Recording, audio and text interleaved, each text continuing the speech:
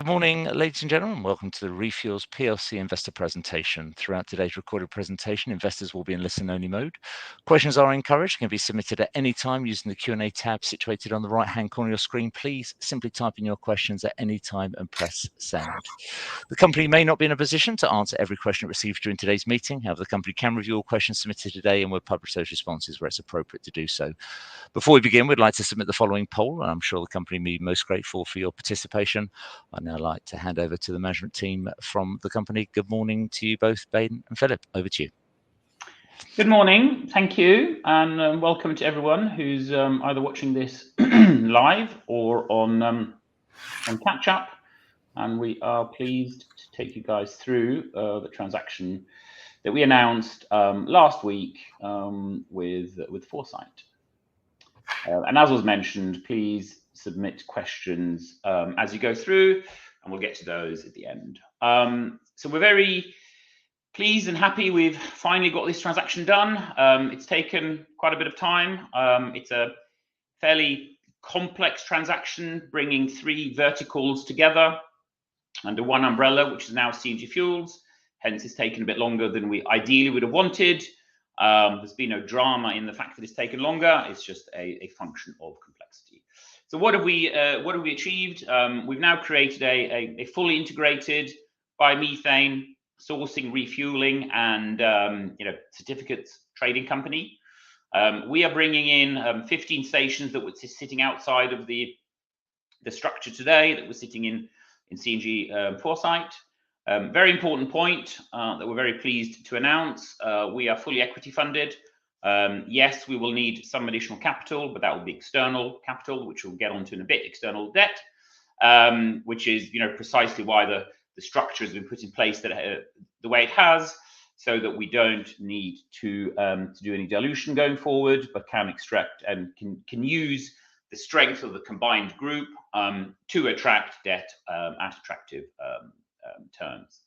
As I mentioned, we've got 15 stations coming in to CNG Fuels, thereby bringing it to 16, including one that's in build, which is our second one up in Livingston, where also, or the REFUELS group is also transferring in its ownership in RTFS, the biomethane sourcing and trading entity. We are also have agreed a business plan with Foresight, which will see us build a minimum of 9 stations or grid-connected stations over the coming 3 years. And in addition, for us to basically go from 10 to a targeted number of 30 MRSs, which we'll get onto in a bit, in order to pull forward some of the growth that we are seeing from our customer base. REFUELS at this point in time has 40% of the combined entity, but under certain performance scenarios, that can go up to a 55% stake, depending on certain value realization scenarios in the future. We do need EGM, so we do need shareholder approval for this, which is something we're looking to obtain early April, and we will be closing pretty much immediately after that. So if you then look at the structure today, the structure post-transaction, as you can see here, we end up with bringing the entire value chain that we've today got together under one CNG Fuels umbrella, which is RTFS upstream, which is the biomethane sourcing and trading entity that we've got. And then we have CNG Fuels downstream. This will, of course, then internalize all the cash flows and will put us in a much stronger position with regards to servicing debt, etc., to ensure that we can deliver on the growth plan that we mentioned previously on the 9 stations, additional MRSs, and so on. So what is the strategic rationale here? Well, first of all, the 3 verticals we've had, which has been basically biomethane sourcing and trading, CNG Fuels, which has been the engine room, if you want, where employees sit, where we develop stations, operate stations, maintain them, build them, etc. And then the third vertical, which has been CNG Foresight with the stations, bringing those together means that we're now bringing cash flows and bringing the focus that we need in order to take the business forward. If you look at the growth opportunities, we're not short of growth opportunities. Our biggest, I would say, holdback or impediment to growth currently has been our ability to fund more stations. We've been running a comprehensive set or looking at a comprehensive set of funding options over the last couple of years. And what we believe that we've now ended up with is by far the best option for ReFuels shareholders, gives us the greatest flexibility and the lowest cost of capital, and gives us also the fastest route to execution so that we can continue to grow the company going forward. As of today, we have capacity to service about 10,000 trucks a day. We are currently servicing about 2,000. So there's ample capacity to continue to grow under the current structure, even without building more stations. However, the world isn't that easy. Why? Because whilst the UK isn't the largest country out there, you have to remember that 15, 16 stations spread across the UK only covers a certain portion of our customers' fleet. There's only so many miles or kilometers a customer will go off route with regards to going to an alternative fuel. So we need more stations in key locations for existing and new customers. Now that will continue to grow adoption, if you want, at our existing station network today, but we'll also start to fill the new capacity that we're looking at, which basically means that 3 and a bit years from now, we are looking to double our capacity up to a theoretical 20,000 trucks per day through the 9 stations that I mentioned, but also MRSs. Just a bit of a reminder around our core market and why we're so focused on this specific market. 1% of the UK road fleet makes up close to 20% of greenhouse gas emissions. So if you then look at the type of vehicles that we could be working with to decarbonize, there's a lot of focus on electric cars and so on and so forth. What you have to remember here is that for every, rough numbers here, but for every 70 passenger vehicles, they emit as much greenhouse gas emissions as basically one large HGV. So by tackling large HGV fleets, we of course get more bang for our buck with regards to emissions reduction, and we also put more energy into vehicles per vehicle on the road. So therefore it makes sense from us, both from a financial perspective, but also from a greenhouse gas reduction perspective. As of today, we are only supplying biomethane to our customers. That doesn't mean that we will be a mono fuel or mono energy vector company forever. But as of today, that is what our customers are asking us to provide. That's what they want, so they can grow their ambitions within greenhouse gas reduction from their fleet. Yes, there's lots of talk about large battery electric trucks and so on and so forth. The reality is they are not here for a number of reasons to be mass adopted today. Yes, we do have also 100% biodiesel out there, which is a popular option amongst some fleets. But when you look at our core customer base, their plans over the next 5 years pretty much all are centered around biomethane, and that's why our near-term growth will come from that. But over time, we would expect multi-fuel facilities to become operational as well. If you then look at where the companies come from, it's founded back in 2014. Just over the last 5 years, we've gone from being below 400 trucks using our network every day to now basically being 2,000. So we basically 5x'd the number of trucks that are using our network over the last 5 years. And we don't see that slowing down going forward. On the contrary, yes, there are going to be some years where growth is stronger. Why? Because transport and logistics is heavily linked to the health of the economy as well. When the economy slows down, of course, the need for adding additional fleet, replacing fleet might be moved out 6 months, 12 months. But over time, we expect the growth to continue. And as such, 2,000 trucks. Yes, that sounds like we've got a lot of spare capacity, as I mentioned previously, but given the growth we're expecting ahead, we need more stations. We have today, we cover about 10% of the so-called 4x2 market in the UK, just approximately 21,000 4x2 trucks in the UK. But up until basically the last 6 months, we have been confined to that market. We haven't really been able to make inroads into the much larger 6x2 market.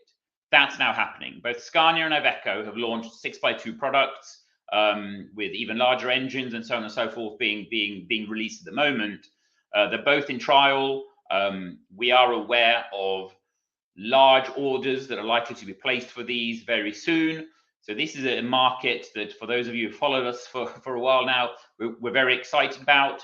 And this will essentially also define our growth going forward. If the 6x2 market starts to see the same adoption that we have seen in the 4x2 market, we will need a lot more than 9 stations. But we have to start somewhere, and that's why the business plan we do have agreed with Foresight is built around 9 stations over the next 3 years.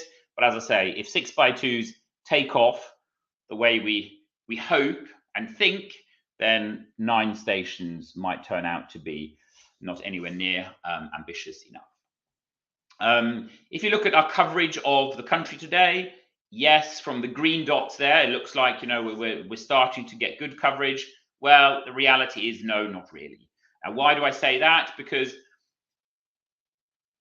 if you look at logistics around the UK and the amount of distribution centres around the UK, you know, we could, just an example, you know, we've got a station in Warrington in the northwest, between Manchester and Liverpool. We could have another 5 or 10 stations within a radius of probably 30, 40 miles of that. And over time, that might not even be enough. Why? Because there is just an incredible density of distribution centres around there. And if you have one station linked to one specific motorway junction, trucks that are 5 miles to west or 5 miles to right might not necessarily to east, might not necessarily be using that specific station. So we need a lot more stations, and that's why we're so excited to finally get this deal done, so we can get on with rolling out additional stations. Speaking of stations, a typical station, I say typical because there is really no specific formula that covers all of the stations. Why? Because some we buy the land, some we lease the land, some are connected to the high pressure pipework, some are pipeline systems, some are connected to the lower pipeline tiers, some need more civils work to them, some need less. But if you look at a typical station, a capex would be in the range of about 8 million. We're looking at IRRs 25 to 30%, which we see as prudent and conservative estimates based on what we've achieved in the past. That gives you a payback period of about 5 years.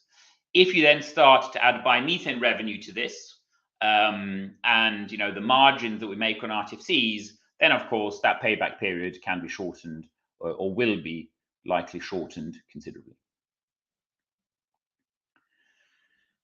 In 2019, 2020, we developed the mobile refueling station option solution.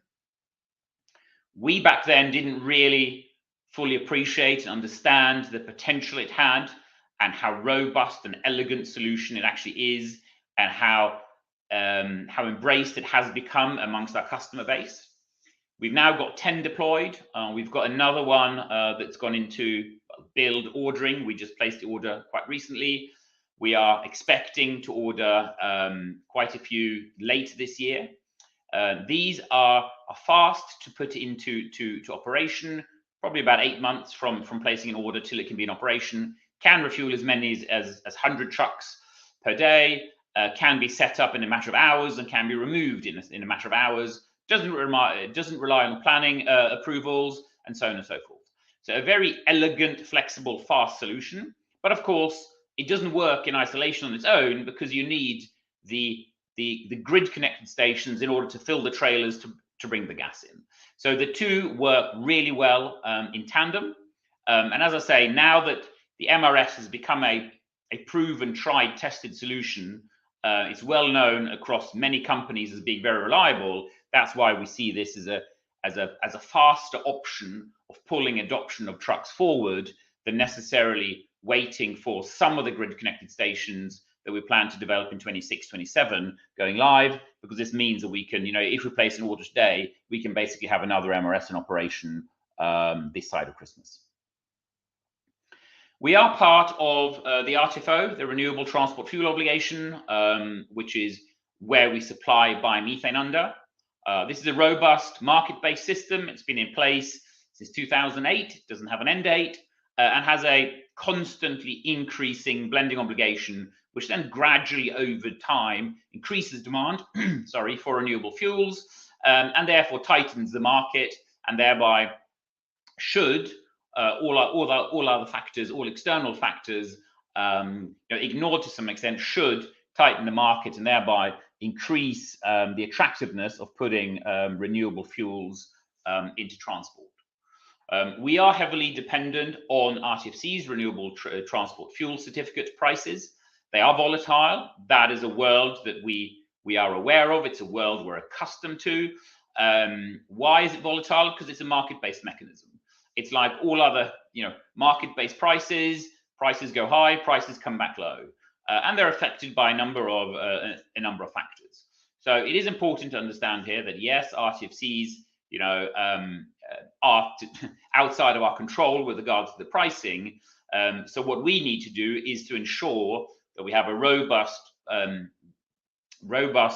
strategy in place in order to source the biomethane that we put through our stations and into trucks.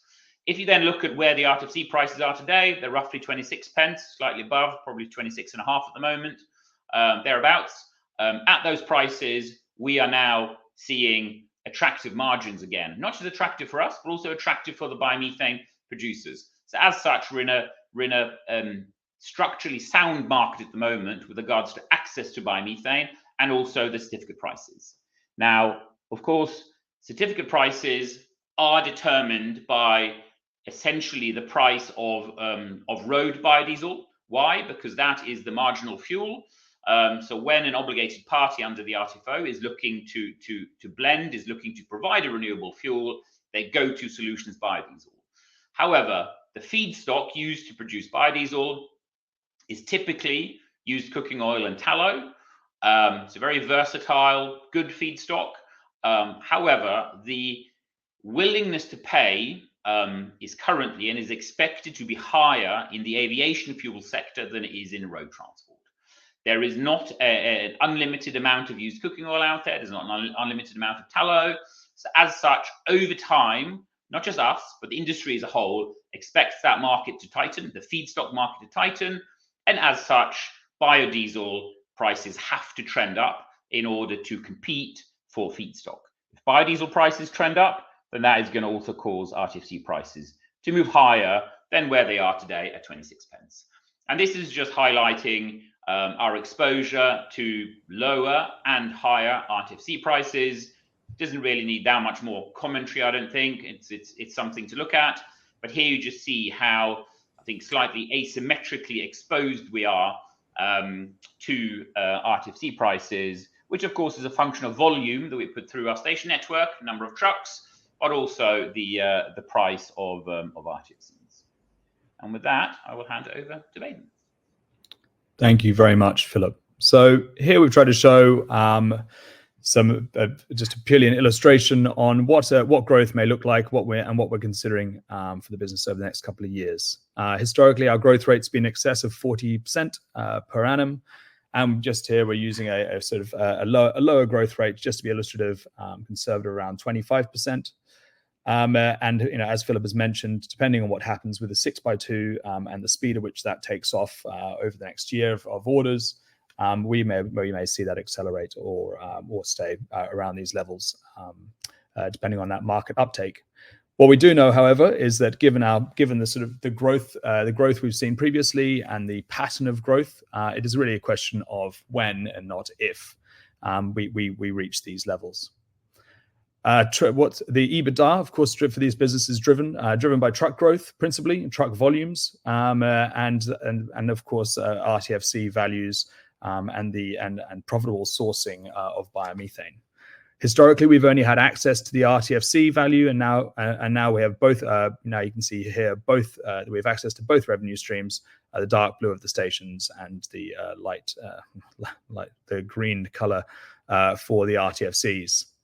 We've only assumed in this diagram a constant price of 26 pence, which, as you'll have seen from Philip's previous comments, we can take a view on. Historically, that's been about the average price for RTFCs, and depending what happens in market dynamics, we may see that move in either direction over time. It is volatile, but we are confident in the RTFC price generally as time goes on. CNG stations have a different revenue profile to the RTFCs, which is more of an annuity style income stream. We are a market leader with a very strong market position, and so we are confident in that in those streams continuing to improve over time. And the other factor here is, of course, that the way we'll drive growth is really determined by timelines. And as those stations grow and start to mature, we'll see that station proportion of value continue to increase. But here you can see that the certificates and the stations really do bring in both very positive value, but are relatively equal. So some illustrative value distribution scenarios here. I think it's probably important to think about where we've come from and where we are now. Philip and I, the executive team, market tested went to market tested for more than a year with different institutional investors. What would be the best option for future growth for the business? What the best direction, and try to find what would look to be the best deal for shareholders and stakeholders. And where we've ended up now with Foresight is what we feel is that not just the best possible deal for investors, but we also have a very for our investors, but also we have a very informed investor in Foresight who understands the business very well and has been with us since 2020. Previously, we had a higher cost of debt coming through the station network that was a joint venture. That was 13% minimum return hurdles.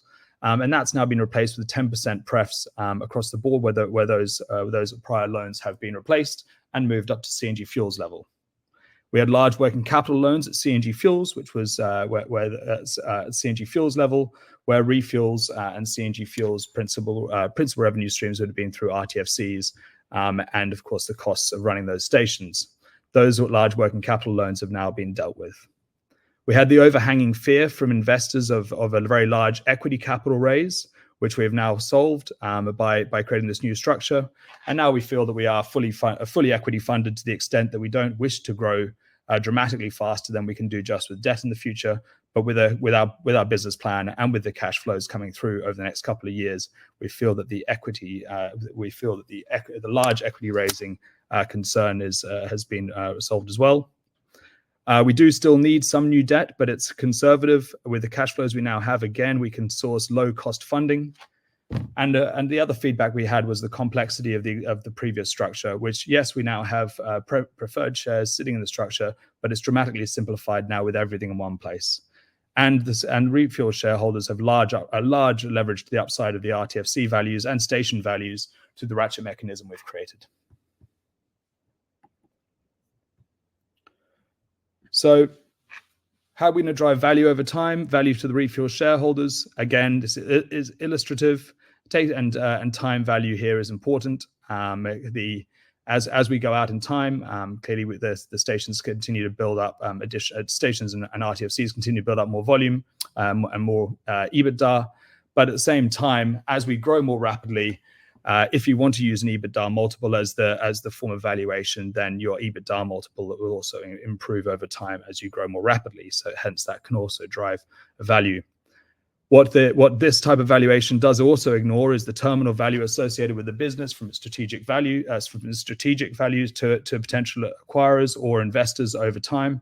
And that obviously that is, we feel, a very important point that would be missed out in the way of having a look at this. But we do have to consider how you might want to think about future value of the business.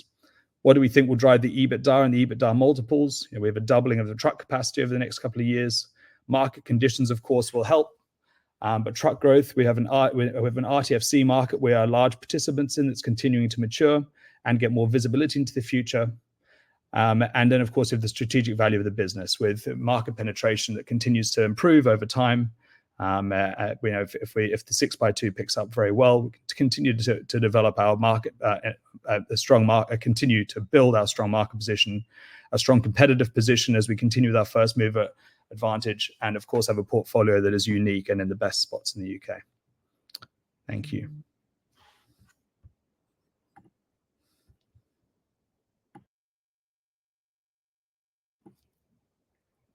Philip, you might be on mute.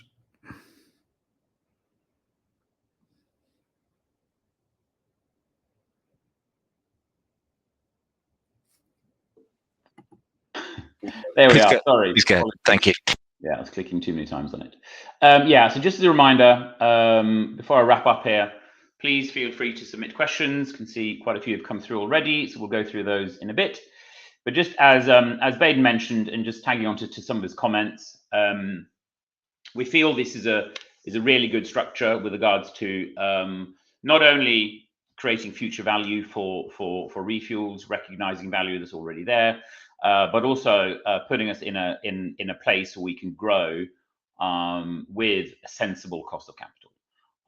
The markets have not been that easy for infrastructure type assets, infrastructure type companies to raise sensible financing. I say sensibly priced financing in the last couple of years. So therefore, we feel this is a really good structure from where to grow without it being too expensive.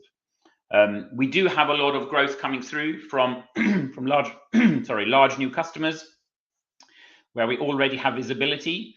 But the really sort of unknown here, which is probably a very positive unknown, is the 6x2 demand. It's still too early to say what that demand is going to look like.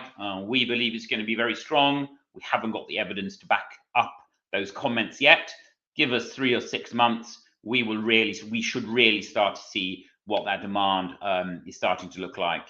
Probably the other side of Christmas. By bringing the 3 verticals together, we have a self-funded, I would say fast growing for being infrastructure, fast growth company. Not that many of us out there. It's a quite unique combo. Usually fast growth means a lot of new equity, a lot of additional capital coming in. Once again, fairly expensive capital. So that's again a box that we feel we're ticking. And finally, we've had a couple of years now where the biofuel markets have been tough. Other external factors haven't necessarily been in our favor. We're starting to see that turn around. It has started to turn around. We're seeing margins we make of biomethane have come back up to historical averages. There's still a lot of potential upside from that. That's not us saying that upside will necessarily materialize, but there is potential strong upside from that. And as such, if we look out, let's say until the next 5 years, there is a potential here for very substantial EBITDA generation over the coming years. And with that, I will drop the slide and we'll go into the questions. That's great. Philip, Baden, thank you very much indeed for updating investors. Ladies and gentlemen, please do continue to submit your questions just using the Q&A tab situated on the right-hand corner of your screen.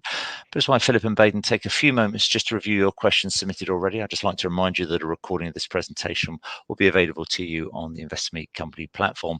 Philip, Baden, you've had a number of questions from investors, so thank you to everybody for your engagement this morning. Perhaps, Philip, if I may hand back to you, if you can take us through the Q&A and then I'll pick up from you at the end. Thank you so much. So I'll start at the top here and just make my way down. Can you explain exactly what Foresight gave up in forgave loans and what they got in return in the new structure, and explain the fairness? I think the fairness there is probably relating to the fairness opinion that we obtained from an external investment bank, but I'll let Baden address that one quickly.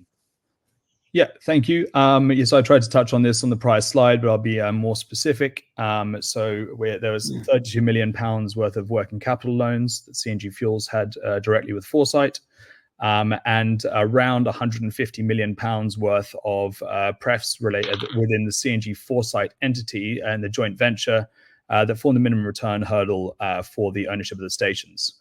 The £150 million has converted directly up into a pref at CNG Fuels level, so that has just simply moved up the structure along with the stations, and that is the rate on that has dropped from 13% down to 10%. The £32 million working capital loans are now erased, and they have a holding in CNG Fuels, where ReFuels also maintains its existing 40% holding with a ratchet to the upside there. ReFuels also transfers in its RTFS holding both for a new pari passu pref share of about £16 million, and with the ability with distributions over time to grow that along with foresight, but ahead of the ratchet mechanism, which is preferable to us. And then we have, and of course, the ratchet, which favors refuels when if RTFC value really performs over time. The fairness opinion was done by an independent advisor, Arctic, who looked at the structure prior to the transaction and post-transaction and considered the value attributable to shareholders under the same scenarios of growth in either structure. Both found to be very similar. They deemed the transaction to be for the purpose of the board to make a decision, the entire board, which of course is majority independent directors, to make a decision on the basis as to whether or not this deal was fair for shareholders, which they deemed it to be fair. And the board approved the transaction with that as part of their considerations. Thanks, Baden. So I'll take the next one. I think Baden's answered that one slightly already, but I'll just to give it a brief cover over. You've previously worked with different financing routes, including to raise debt and equity to take up foresight. Why is this the best option? Well, if I can just summarize a couple of points there. First of all, we're working with a trusted partner. We've worked really well with foresight now since December 2020. So it's a known entity. They know us, we know them, and as such, in order to select a partner going forward, we know one another really well. That also helps in speed of execution. Had we gone down a different route, which I'll get back into in a bit, as to why we wouldn't have, but if we had gone down a different route, it would have taken probably considerably longer with the speed of execution, which again would have been holding us back with regard to rolling out additional stations. And then finally, it's the cost. Baden's mentioned it previously. We've been out speaking to more than 100 large professional investors who are active in this space or similar spaces. And what we've ended up with here is a structure that is good also from a cost and flexibility perspective. Okay, go on to the next one. It's still not the most transparent structure. What's the reason for this setup with shareholder loans and ratchet mechanism? Well, I'll be very quick on that one as well. Shareholder loans, you can essentially look like, I mean, if you were to look at this differently, you could almost just say that's external debt. It's just that it's external debt that is basically held by internal parties.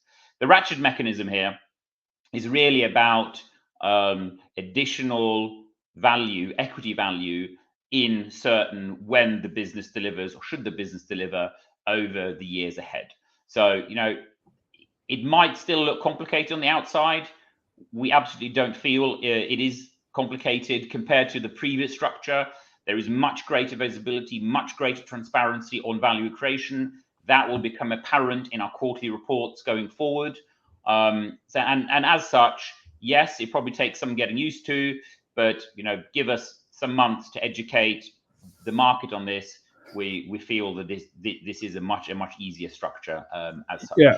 I might quickly just add to that if I can. The shareholder loan structure, yes, whilst it is a sort of internal debt essentially from the shareholders, of course, it's much more favorable than external debt. It's a very low covenants. It's able to be rolled up. It's pay if you can, not pay if not you must pay. And therefore, the shareholders are able to see that accrue over time. It's easy to measure. It's easy for the market and easy for analysts to go and measure those amounts as they grow. 10% is obviously a nice, easy number to calculate on. And as I say, that it also gives us the flexibility, which I can see to the next question here, to be able to bring in senior debt over the top of it easily. Because the shareholders can allow that to come in, allow that to rapidly to essentially turbocharge the growth of the business. Okay, next question.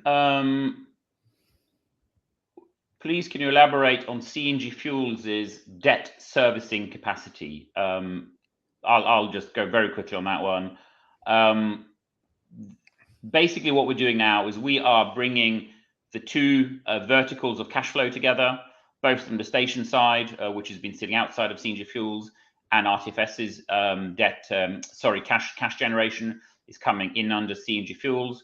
So that will put CNG Fuels into a much stronger position with regards to sourcing external senior debt at, of course, market terms. So it dramatically improves CNG Fuels' ability to source debt and to service debt over the coming quarters, basically. What happens if ReFuels and/or Foresight wants to exit the structure? So there are pre-agreed mechanisms for that. That said, it is of course a function of time, and it's a function of what market conditions are at that point in time. So it will depend clearly on exactly the timing here, but there are pre-agreed mechanisms in place. But what exactly instead of calling it an exit, think value realization is probably better, because if you look at Foresight as an example, they are a professional fund manager. They will need to crystallize returns for their funds at some point. What does that look like? Does that mean them being replaced by someone else? All of that will become clear in the future. But that's not a focus for us now. Our focus now is basically growth, and to ensure that we get a good platform in place here to nail down some equity growth, both for us and for Foresight. How will the rollout towards end 2028 be affected by RTFC prices? Well, clearly, if RTFC prices are lower, then of course that affects our cash generation. If they're higher, that affects our cash generation. So there is a link there. There isn't a one-to-one correlation, of course, because the stations themselves have increasing cash flow generation going forward that can be used to service debt. But in a all else equal, higher RTFC prices will or should generate greater cash flow into the group, which again could be used to accelerate growth going forward. And of course, the flip side is also true. Is a UK listing still planned? So we've commented on that before and said that is an option that we are looking at.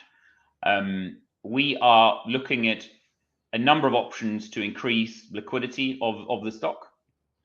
And that's something that has been, of course, difficult to work on over the last 6 to 9 months whilst we're negotiating the structure, because from an outside investor's perspective, things are up in the air and slightly in limbo.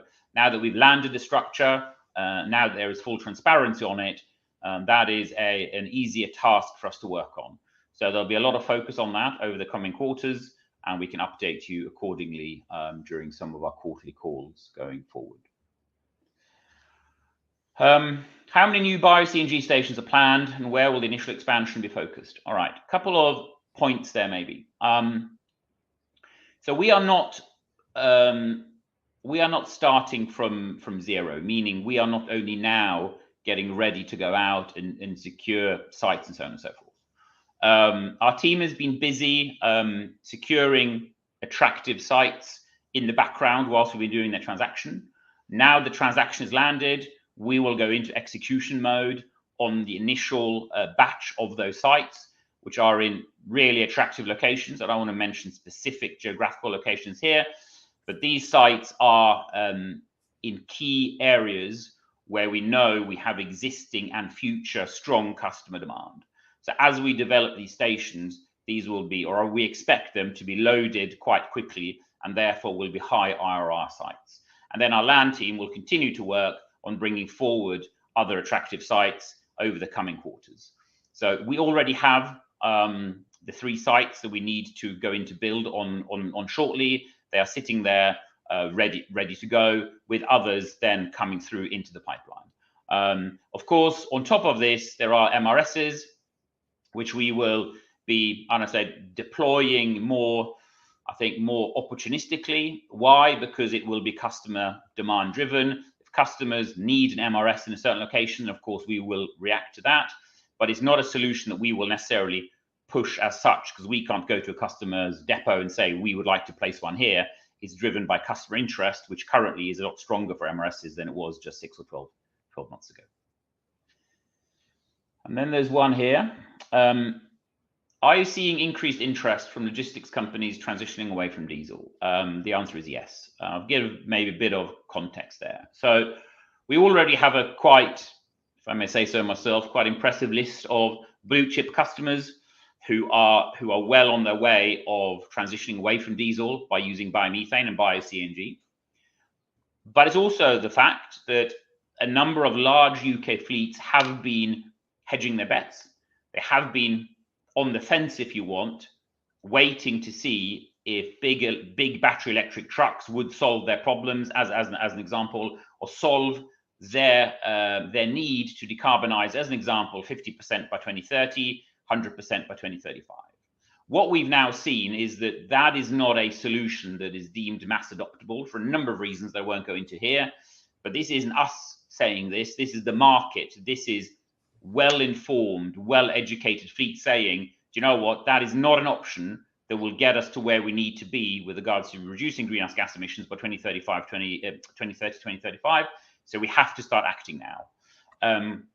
So we have a number of very large customers now coming on board, which weren't on board a couple of years ago, but which now have to go down the biomethane route because they haven't got any other options. So yes, we are seeing that not only do we have strong growth from existing customers, but we've also got a number of customers who were previously undecided which route they would go, are now embracing biomethane, and we'll see a lot of orders from them going forward.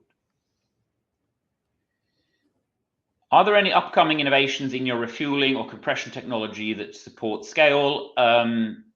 Yes, there are a couple. I won't stand here and say what that is because people might not be, or some of our competitors or potential competitors might be listening to that. But yes, we continue to push for better efficiency, better redundancy, which is already good, but also, higher pressures to be able to deal with 250 bar, etc., etc. So there are a number of things that we will be doing actively over the coming years. That said, when it comes to putting bio-CNG into trucks, it is a tried and tested, proven solution. So what we're now doing is more optimizing, fine-tuning it. I wouldn't say there are any sort of step changes here. This is more about just ensuring that we can provide an even better customer experience. What is the revenue and cost structure for the stations business? That's a very long question. I think we should probably, I don't think we have time to go into that one, other than to say that there is a specific revenue component in the stations business, which is called a compression charge, which has no correlation or is not related at all to the performance of RTFCs, as an example, which is why I mentioned that the stations themselves have recurring revenues here, which are not affected by high or low RTFC prices. The cost structure, that's a very complex question, so I think we'll park that now. If whoever sent that in wants more clarity on that one, then feel free to drop myself or Baden an email, and we can always take that offline. Can you comment on the availability of biomethane, given the potential high growth in its use as a transport fuel? Is there sufficient availability? Excellent question. The short answer is yes, as of today. As of today, there is considerably more biomethane chasing transport demand than there is transport demand, essentially. Now, and then you might say, well, what about next year, the year after? Well, to put into context, there's been announced about 30 billion of funding in the EU alone between now and 2030 to expand biomethane production. Now, we don't expect it will stop at 30 billion. That's just what's been sort of tallied up so far, we expect that to continue to grow. Conservatively, biomethane production across the EU is expected to be 5x between now and 2030, potentially more. The UK is looking at strong growth, etc. So we don't see a shortage in biomethane production or biomethane supply available that could go into transport. Of course, there are market conditions here that could affect competitiveness of who can source that fuel in the future. But no, we don't see any shortage of biomethane supply or feedstocks used to produce biomethane supply. And I think that's a very important takeaway, if you're taking any away today, is that if you look at biodiesel, that is expected to become an increasingly tight and short market with regards to availability of feedstocks, sustainable feedstocks. Biomethane, however, we don't see that shortage appearing for potentially decades to come. So the answer is no. As of today, there's a lot more chasing transport demand, and as such, we are seeing a very healthy biomethane sourcing market that our team is currently working in. And we are already, just to put it out there, we are already pretty much fully sourced for biomethane for 2025. And we are already now sourcing for 2026. Baden, Philip, thank you very much indeed. I think that's all the questions from investors. So thank you once again to all of you for your engagement this morning. Philip, Baden, I know that investor feedback is important to you. I'll shortly redirect those on the call to give you their thoughts and their expectations. But before doing so, perhaps, Philip, I could just come back to you for a couple of closing comments, and then I'll send investors to give you their feedback. Thank you. Thank you once again for showing an interest in ReFuels and what we do. Hopefully, we've provided a bit more clarity as to why we're excited about the deal that we've just done with Foresight. However, if there are any questions that you don't feel were fully answered or questions you didn't feel comfortable putting out there, then feel free to get in touch either directly with Baden and myself. We're always happy to jump on a call or to answer you via email. So thank you once again, and yeah, look forward to seeing you on the next one. That's great. Philip, Baden, thank you once again for your presentation this morning. Can I please ask investors not to close this session, as we'll now automatically redirect you for the opportunity to provide your feedback in order that the management team could better understand your views and expectations. This will only take a few moments to complete, but I'm sure will be greatly valued by the company. On behalf of the management team of ReFuels PLC, we'd like to thank you for attending today's presentation, and good morning to you all.